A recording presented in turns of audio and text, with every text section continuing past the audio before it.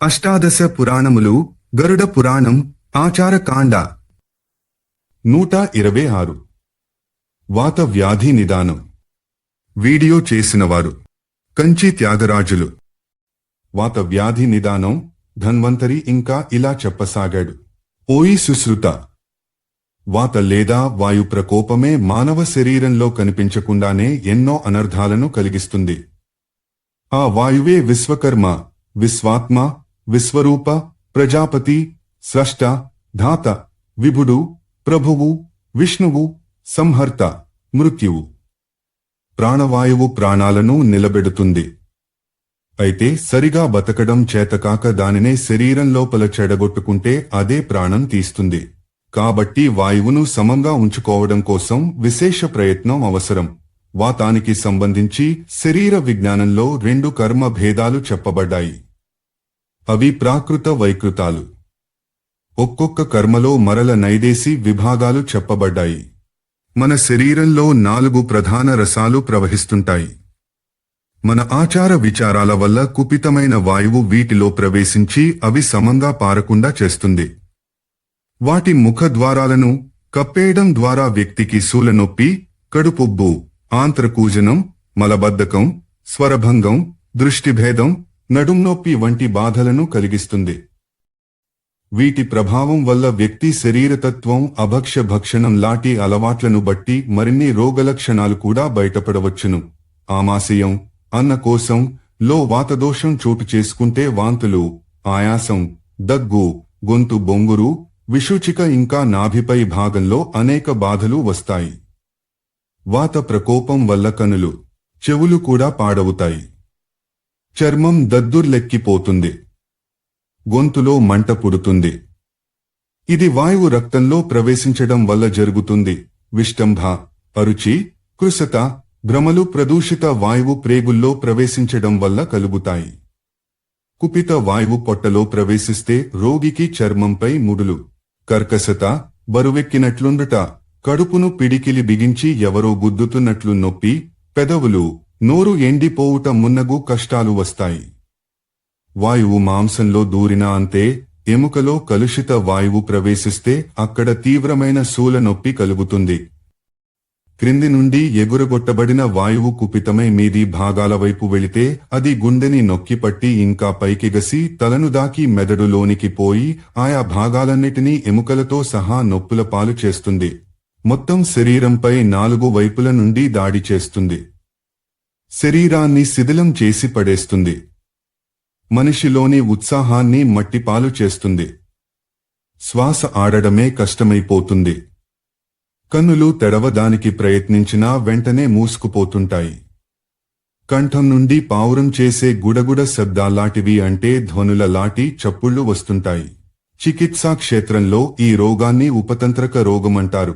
కుపిత వాయువు గ్రీవంలోనూ పక్కలలోనూ ఉండే ప్రధాన రక్తనాళాలను అన్ని ధమనులను దూసుకునిపోతే శరీరంలో గొప్ప తీవ్ర ఉపద్రవాలే జరుగుతాయి. మెడదగ్గరి సంధులు వదులైపోతాయి. శరీరమంతా ఒక వింటి బద్దలాగా వంగిపోతుంది. కనులు మూతబడకుండా స్తంభించిపోతాయి. దంతాలు వాటంతటవే కొరుక్కుపోతుంటాయి. కఫం వాంతిగా పడుతుంటుంది. పక్కటెముకలు నొప్పెడుతుంటాయి. గొంతు పెగలదు. మూతి, వెనుక భాగము, మెదడు బిగుసుకుపోతాయి. ఈ రోగాన్ని అంతరాయామ వాతరోగం అంటారు. బహిరాయామ రోగంలో కూడా శరీరం వింటి బద్దలాగే వంగిపోతుంది. తేడా ఏమిటంటే ఛాతీ ముందుకి వచ్చి తల వెనక్కిపోతుంది. రోగి యొక్క మలమూత్రాలలోనూ రక్తంలోనూ దూషిత వాయువు ప్రవేశించి శరీరాన్ని పసుపు పచ్చగా చేసి అత్యంత దాహాన్ని కలిగించే రోగాన్ని ప్రాణాయామమంటారు. వీటన్నిటినీ మొత్తంగా ఆక్షేపక రోగాలంటారు. శరీరం లోపల్లో చెడిపోయి వక్రభ్రమణం చేస్తున్న వాయువుని బాగుచేసి సక్రమంగా తిరిగేలా చేయగలిగితే రోగికి పూర్తి స్వస్థత చేకూరుతుంది. నాలుకను అవసరానికి 10 రాపిడి చేసి అత్యుష్ణ పదార్థాలను తినడం వల్ల చిబుక మందలి వాయువు కుపితమై గెడ్డం భాగమంతటిని స్తంభన దోషానికి గురిచేస్తుంది. నోటిని పూర్తిగా మూయడం గాని తెరవడం గాని కష్టమవుతుంది. దీనిని హనుస్తంభ వ్యాధి అంటారు. ఈ రోగమున్నవాడు తినడానికి, నమలడానికి, మాట్లాడడానికి విశ్వప్రయత్నం చేయవలసి వస్తుంది. కుపిత వాయువు వాగ్వాహిని సిరలో ప్రవేశించి నాలుకను చెడగొట్టి జిహ్వస్తంభమను పేరుగల వాత వ్యాధిని కలుగజేస్తుంది. తలపై ఎక్కువ బరువును పెట్టుకుని మోయుట వల్ల, అతిగా నవ్వడం వల్ల, ఎగుడు దిగుడు స్థానాల్లో వంకరగా పడుకోవడం వల్ల, గట్టివాటిని కొరికి తినడం వల్ల వాయువుకి వికారం పుట్టి శరీరం లోపల వక్రంగా పెరిగి పై భాగాలలో పేరుకుంటుంది. దాని ప్రభావం చేత రోగి ముఖం వంకరలు పోతుంది. పెద్ద ధ్వనితో అట్టహాసం చేస్తుంటాడు. కళ్ళు ఏదో ఒకే వైపు చూస్తూ ధ్యానంలో ఉన్నట్టుగా అలాగే ఉండిపోతాయి. క్రమంగా శక్తులన్నీ ఉడిగిపోతాయి. ప్రాకృతిక వాయువు రక్తంలో ప్రవేశించినప్పుడు రక్తనాళాల్లో, నాడుల్లో నొప్పి మొదలై మెదడులోని నాడులు కూడా పాడై అన్నీ నలబడిపోతాయి. దీన్ని శిరోగ్రహ దోషం అంటారు. దీన్ని కుదర్చడం అసాధ్యం. మొత్తం శరీరమంతా దోషయుక్త ప్రకృతిక వాయు వాత అధీనంలోకి వస్తే పక్షవాతం వస్తుంది.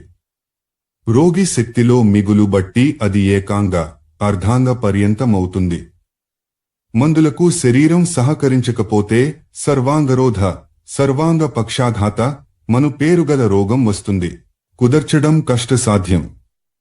ఇదే రోగం పిత్త ప్రకోపం వల్ల వచ్చినా అతి కష్టం మీద కుదర్చవచ్చు. కానీ ధాతువులు క్షయమైపోవడం వల్ల వచ్చే వాత ప్రకోపం వల్ల గనుక ఈ రోగం వస్తే దాని కుదర్చడం అసాధ్యం. అలాగే కఫయుక్తమైన వాతం ఆమాశయంలో కలకలాన్ని సృష్టిస్తే రోగి శరీరమంతా కగలాగే పోతుంది. దండాపతానక మను పేరుగల ఈ రోగాన్ని కుదర్చడమో అసాధ్యమే. ప్రకుపిత వాయువు స్కంధ ప్రదేశానికి మూల భాగంలోకి ప్రవేశించి గాని అక్కడ జనించి గాని పైకి లేస్తుంది. అప్పుడు నాడులన్నీ సంకుచితాలైపోయి భుజాలలో స్పందన ఆగిపోతుంది. దీన్ని అవబాహుక రోగమంటారు. భుజాల వెనుక భాగం నుండి వేలికొనల దాకా ఉండే వాడిని కండర అంటారు. కుపితమైన వాయువు ఆ నాడిలో ప్రవేశించి దానిని నిరుపయోగంగా విస్తే వచ్చే జబ్బుకి విషూచి అని పేరు పెట్టారు. ఇదే రెండు జంఘలలో జరిగితే వచ్చే రోగం పేరు కలాయఖంజము. వాత దోషం కాని మరేదిగాని అంతఃశ్లేష్మం ద్వారా జంఘపు ఎముకలలోకి చేరినప్పుడు మనిషికి స్తంభన రోగం వస్తుంది. ఎముకలు శిథిలాలైపోతాయి. జంఘల వద్ద చర్మం నల్లబడిపోతుంది. అంగాలలో జడత ప్రవేశిస్తుంది. బద్ధకం, అరుచి, మూర్ఛ, జ్వరం వస్తాయి. ఈ రోగాన్ని ఊరు స్తంభమని బాహ్యవాతమని అంటారు. వాయువు రక్తంలో ప్రవేశించగా రెండూ ప్రకోపించినప్పుడు మోకాళ్ల సందులలో మహాభయంకరాలు, మిక్కిలి బాధాకరాలు అయిన కురుపులు పుట్టుకొస్తాయి. వీటిని క్రోష్టుక శీర్షాలంటారు. వాయువు కుపితమై గుల్ఫాశ్రితమైతే ఆ రుగ్మతని వాతకంటకమంటారు.